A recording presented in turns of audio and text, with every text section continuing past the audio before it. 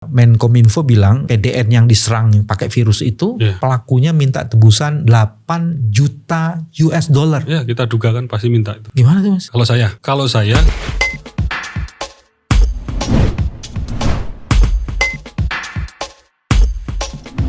Bismillahirrahmanirrahim. Assalamualaikum warahmatullahi wabarakatuh. Waalaikumsalam warahmatullahi wabarakatuh. Joe, para pemilik kewarasan, hari ini kita diskusi lagi untuk menghidupkan kewarasan kita.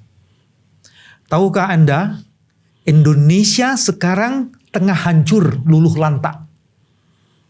Tapi tak banyak yang orang sadar. Koruptor fight back. Diduga keras pasca pernyataan tegas untuk melawan judi online, bandar judi bereaksi. Dan dia berhasil menghancurkan sistem database kita. Hadir pada channel kali ini Mas Ridho. Apa kabar, Mas? Alhamdulillah sehat, Pak PW. Sehat ya. Saya agak gak sehat nih kalau denger yang tadi.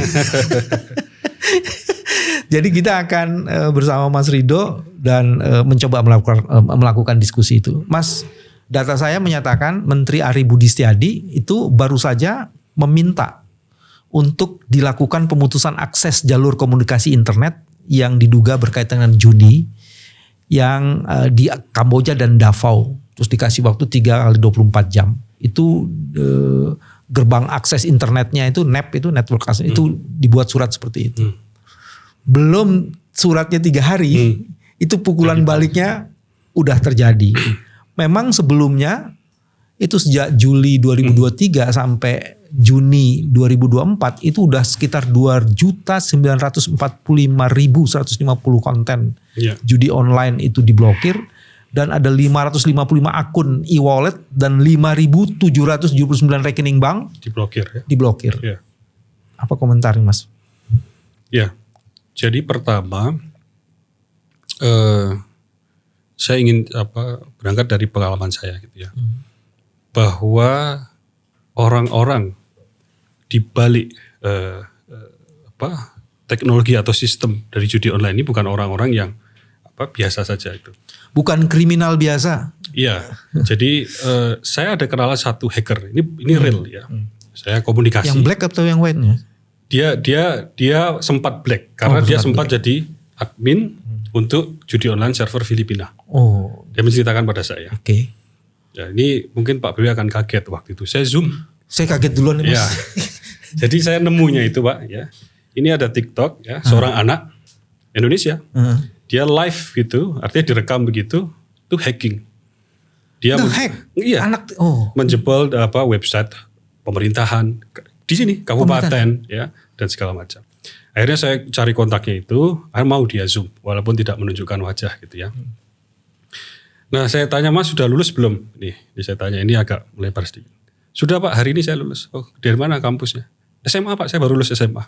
Masya Allah. Ini anak ini. Saya cerita-cerita. Di mana, Mas sekarang kesibukannya? Ini dulu ya, Pak. Dia menjawabnya agak malu-malu gitu. Dulu saya admin judi online itu di server Filipina. Nah, ini kemudian menyambung tadi bahwa orang-orang di sini bukan orang-orang biasa gitu. Yang punya kemampuan seperti ini tadi. Jadi dia nanti ketika diminta bosnya itu ya untuk hack tadi ya, saya nggak heran kemudian karena kemampuannya yang saya kontak langsung saya sudah ketemu 2-3 kali walaupun Zoom ya. Ini baru akan ketemu fisik itu. Itu punya kemampuan seperti ini. Masuk, dia membuat backdoor di salah satu universitas di Indonesia. Backdoor itu masuk ke sistem, dia bisa masuk ke sistem dengan leluasa. Dia melakukan itu. Dari situ dia bisa mengintervensi dan bisa mengintervensi, mengambil data dan segala macam. Itu banyak sekali dia lakukan ya. Di akun dia juga dia publish ya. Ini artinya untuk ingin saya sampaikan bahwa di kelompok ini ya, dia bisa meng-hire orang-orang seperti ini, punya kapasitas itu. Jadi ancaman ini faktual, nyata dan sedang terjadi. Dan buktinya saya ketemu orangnya gitu loh. Saya ini janjian ketemu gitu ya. Iya, untuk kita ada inilah. Jangan kasih tahu intelijen, Mas. Ya ini supaya ini aja lah, supaya lebih panas gitu ya. Jadi ada betul. Jadi menghubungkan serangan tadi itu rasanya memang masuk akal. Dan tadi kita sampaikan yang terjadi di PDN ini, Pusat Data Nasional, itu bukan gangguan teknis menurut saya.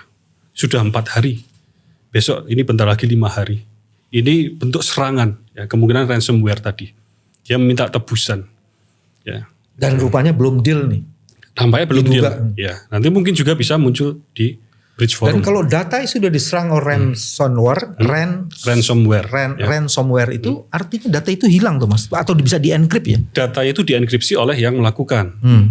Jadi dikunci. Dikunci. Gitu. Dia jual kuncinya.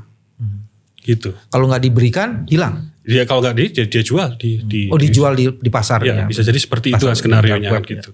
Ya, itu itu yang saya dengar seperti itu. Ya. Itulah yang kemudian menjadi extortion. Ya, itu ada istilah-istilah ya, lain yang ya, kemudian ya, itu. betul. Nah, tapi kan kok tidak siap gitu kita. Ya. Ya.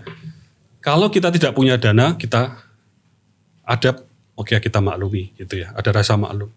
Dana kita banyak sekali kok. Kalau tidak punya sumber daya dalam arti kapasitas SDM yang ada di Indonesia, sepanjang pengetahuan saya, di kampus saya ketemu praktisi, banyak sekali yang mampu. Pusat studi yang juga praktisi itu banyak. Nah, kenapa Kominfo tidak menjadi fasilitator dalam hal ini? Ya. Sebelum masuk di situ saya mau klasifikasi dulu Mas. Kalau itu levelnya perorangan dan menyerang dan serangan itu bisa melumpuhkan sistem. Bagaimana dengan ada negara-negara yang punya kelompok-kelompok ahli yang memang biasanya melakukan itu seperti Rusia dan macam-macam itu. Yang kedua itu. Dan yang ketiga ada lagi negara-negara yang membangun sistem. Nah, dan sistem itu sekarang dipakai. Dengan begitu mereka bisa mencuri secara legal. Indonesia lebih rentan terhadap yang terakhir tadi. Jadi mengenaskan sekali. Ya. Jadi infrastruktur digital di Indonesia itu tadi, ya. Ada yang di Palaparing yang Simpul Timur itu dibangun China. Kemudian Fiberstar 3000 km Jakarta Surabaya dibangun China. Belum 70-an aplikasi mereka bangun. Belum aplikasi banking mereka bangun. Belum aplikasi belanja online dan segala macam. Kalau mereka stop hari ini bagaimana? Mereka stop maghrib ini bagaimana? Jadi itu artinya pernyataan saya yang pertama bahwa Indonesia sudah luluh lantak dan nyaris. Kenyataan dan kita tidak sadari, belum sadari. Nah, jadi ini harus kita sampaikan, Pak. Okay. Sesering-seringnya, seluas-luasnya. Kan ini bukan hoax, bukan berlebihan. Dan yang PDN ini baru sinyal kecil saja. Kalau kita nggak antisipasi, saya nggak membayangkan Pak internet kita itu dimatikan setengah hari gitu. WhatsApp nggak berfungsi dan segala macam.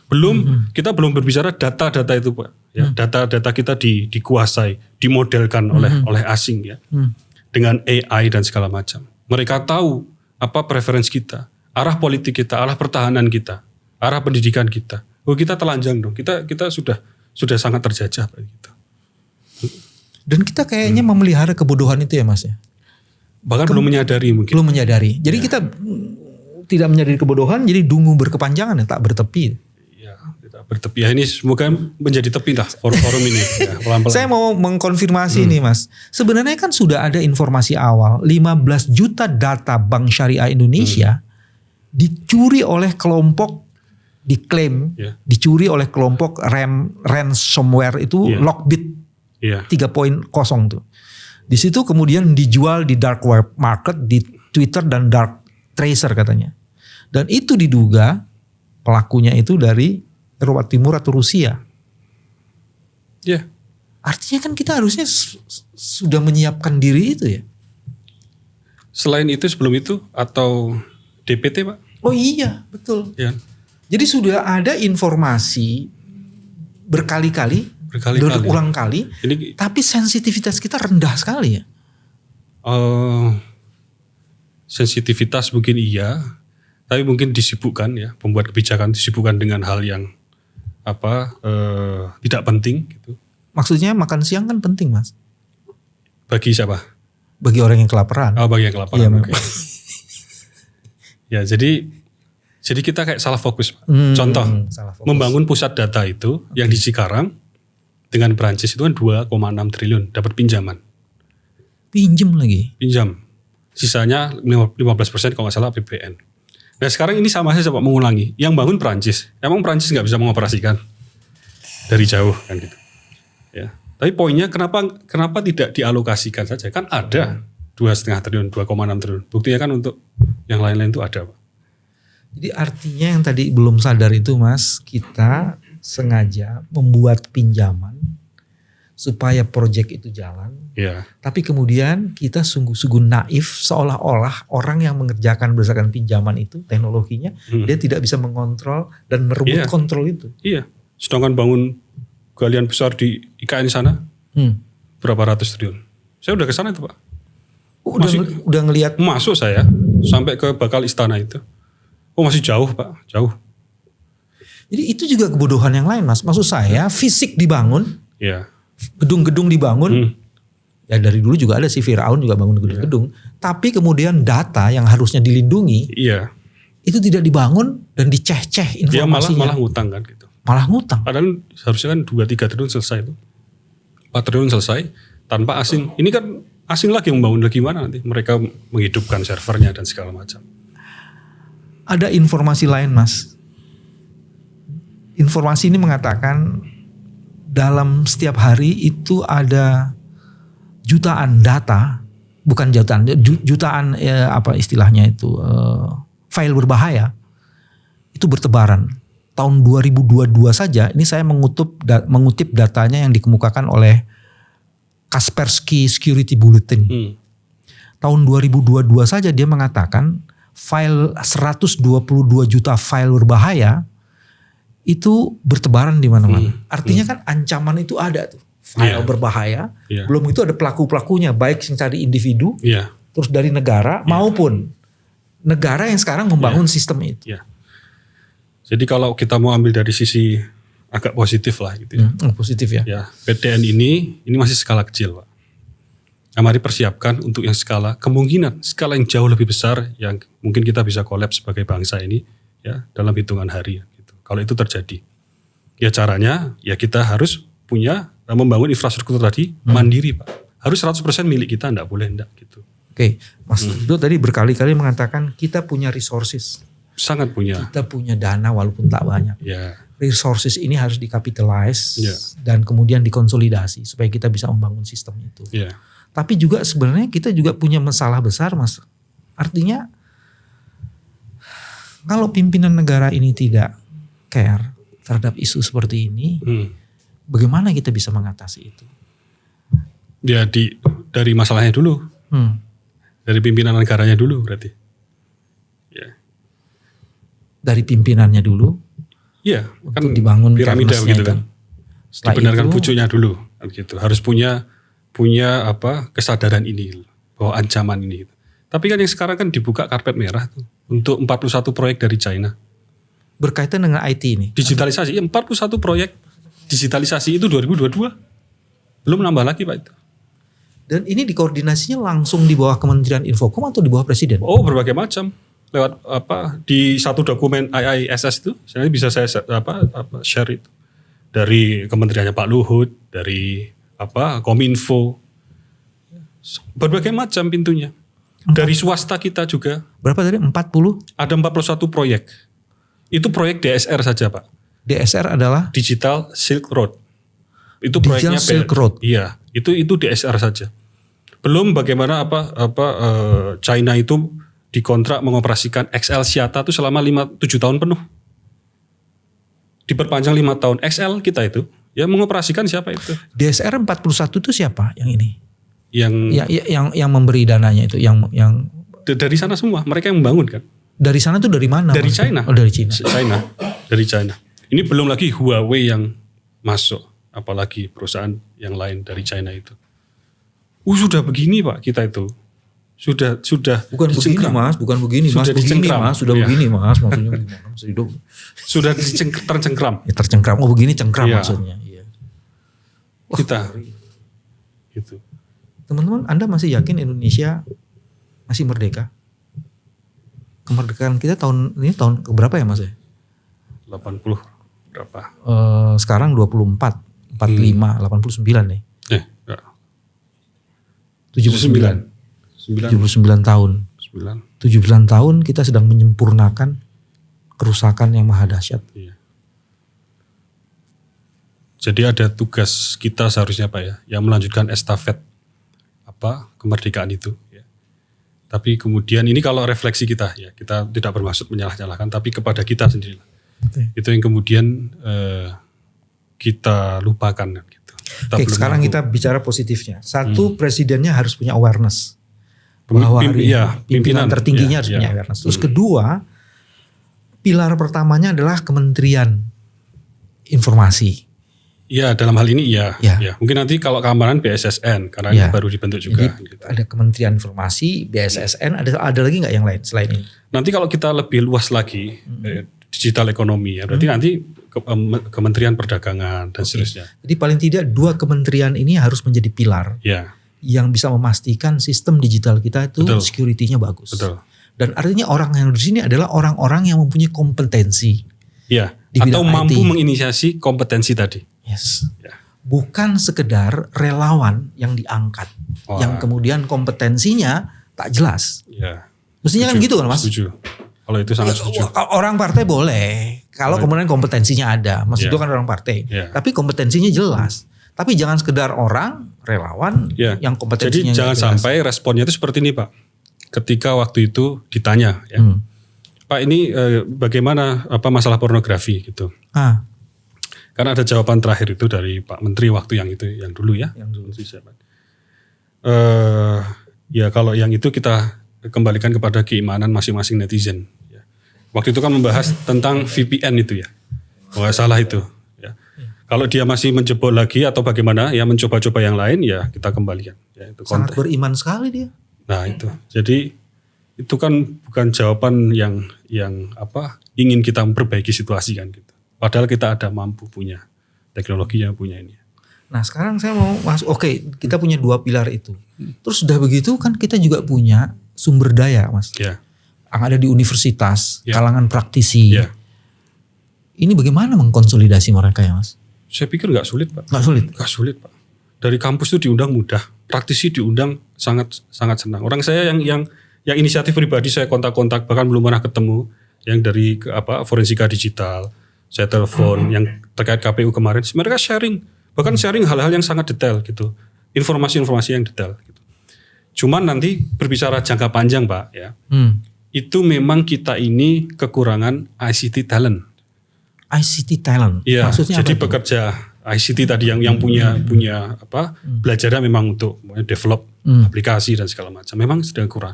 Proyeksinya itu bahkan di 2030 kita kekurangan 9 juta ICT talent. Ups. Ya.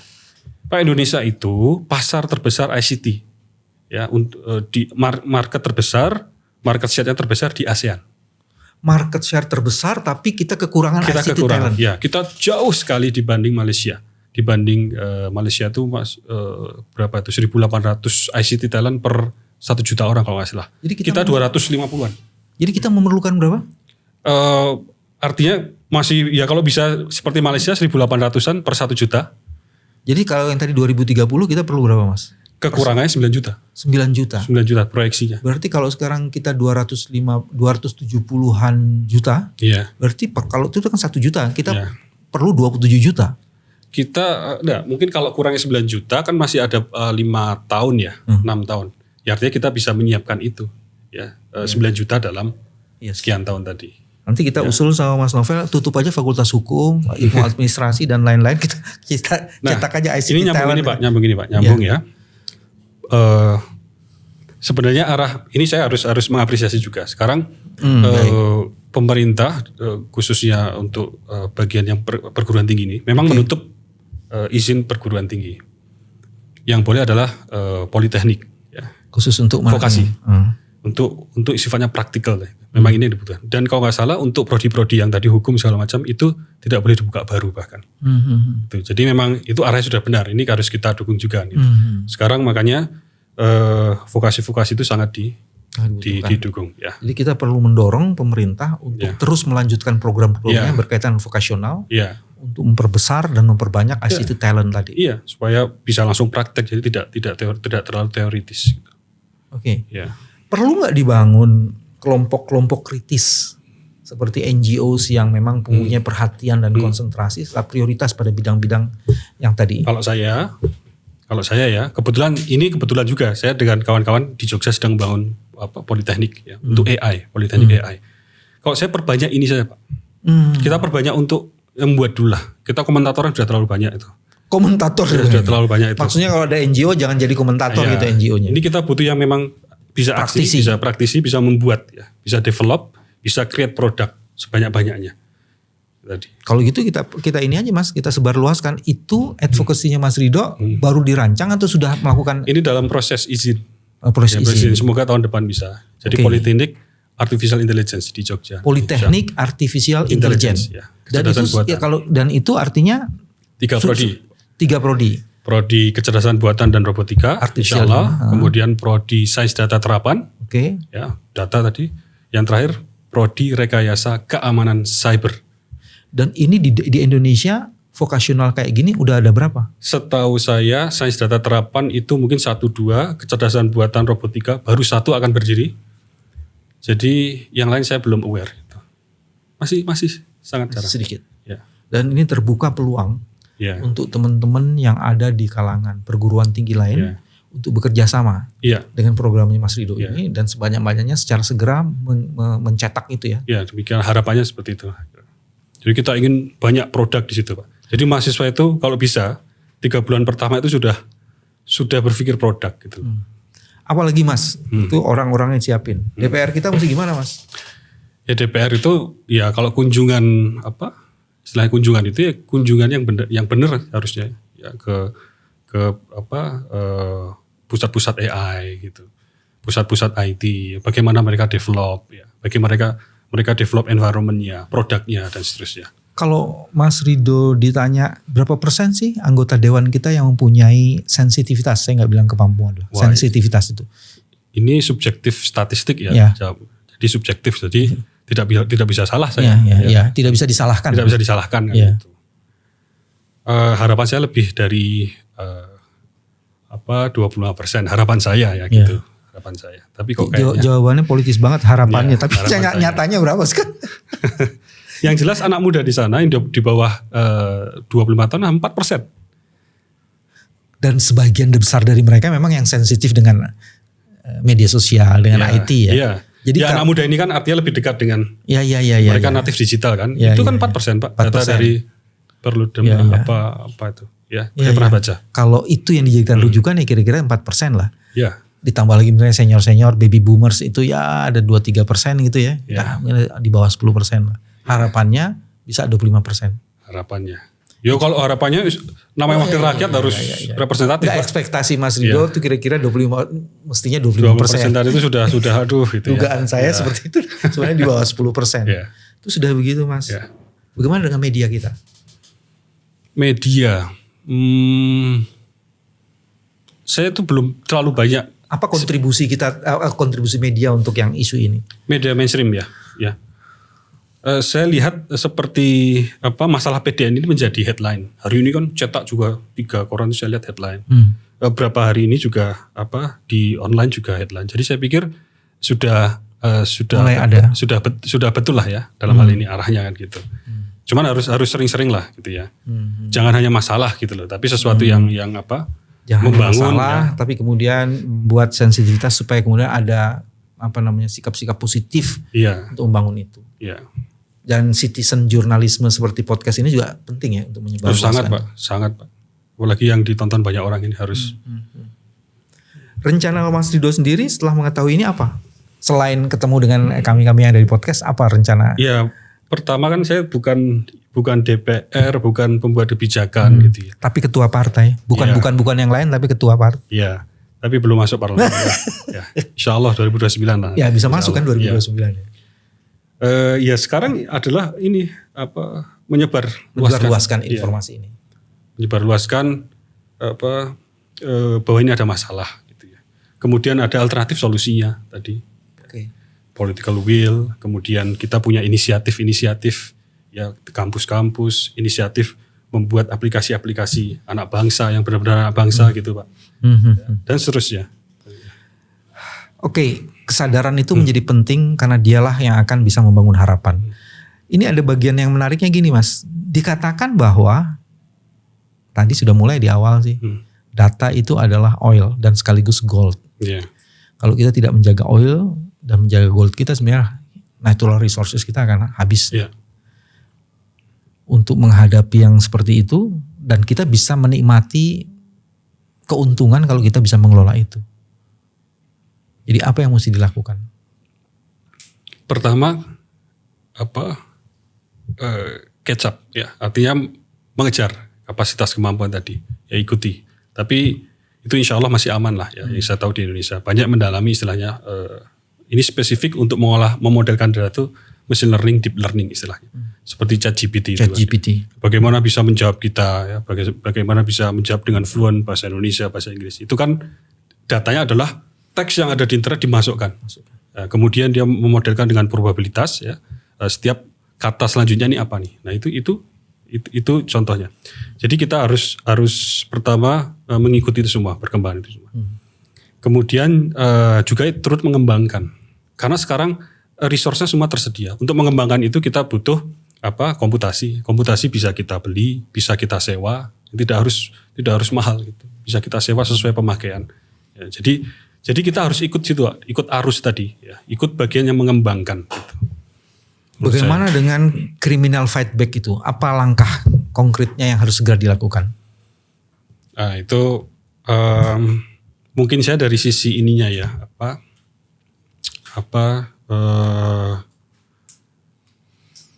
orang-orang yang punya kemampuan tadi yang kemudian di hire tadi ya. Iya. Karena sekarang Mas Rido terus terang aja kita sibuk dengan kita mau bikin Satgas Judi Online. Ya, tapi begitu ini ada serangan kayak gini, Satgas Judi Online nggak bunyi tuh. Ya, jadi tadi saya diskusi dengan teman saya itu, sesungguhnya unit di kepolisian itu sudah ada kan, cybercrime itu ya, itu sudah ada. Dan nanti kalau Satgas itu lebih, saya nggak tahu apakah efektif, apakah malah elitis. Nanti kalau juga hanya digunakan untuk ombak politik itu kemana arahnya itu malah nggak efektif kan, malah misleading gitu.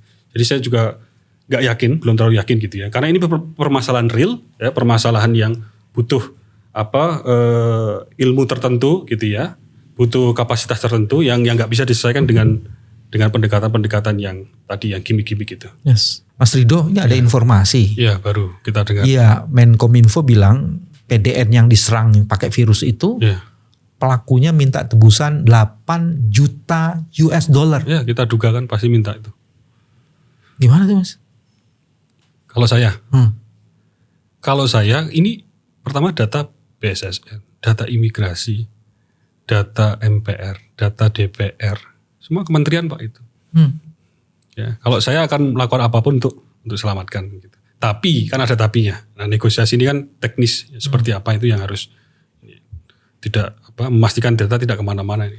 Pertama ini kan kriminal juga kan, hackernya ini kan black hacker lah. Itu yang tadi saya bilang tuh extortion role, gitu. Jadi dia mulai memeras nih, dan ini terjadi nih. Nah ini yang saya khawatirnya, mampu nggak komunikasinya gitu loh. Ini kan bukan komunikasi kayak WhatsApp, halo ya, dalam bahasa Inggris, sekedar bahasa Inggris. Ini kan nggak seperti itu Pak caranya. Terus bayar selesai itu kan bisa juga mereka jual tempat lain gitu. Kementerian Komunikasi ya. diperas. Pertanyaan dasarnya, apakah Kementerian Komunikasi mampu berkomunikasi terhadap pemeras? Khawatirnya kan gitu. Khawatirnya. Tapi sesuai dugaan kita, ini serangan ransomware pasti minta tebusan, cepat lambat. Gitu. Dan pemerintah sudah tidak bisa mengatakan lagi bahwa ini sedang dalam perbaikan, karena kalau ini nggak diberikan tebusannya, pasti nggak akan terbuka. Jadi sekaligus sebagai kritik ya, kemarin kan di hari-hari pertama bilangnya gangguan teknis. Dari awal kan kita lebih cepat juga gitu kalau lebih cepat tahu kan lebih baik juga masyarakat itu.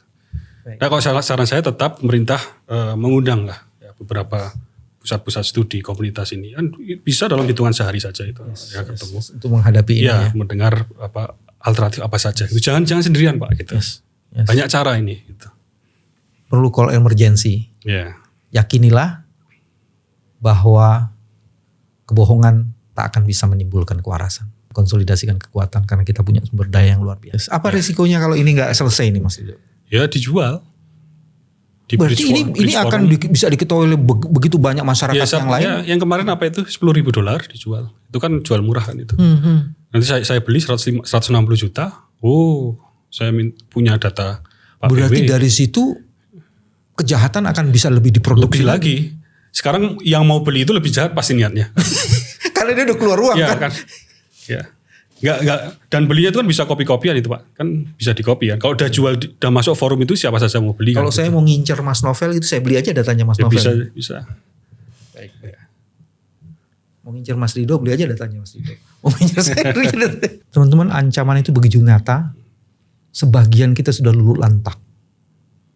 Tak bisa lagi membangun gimmick untuk melawan itu. Hanya dengan kewarasan kita bisa mewujudkan harapan. Inilah channel Kewarasan bersama Mas Rido. Terima kasih. Pak. Assalamualaikum warahmatullahi wabarakatuh. Waalaikumsalam warahmatullahi wabarakatuh.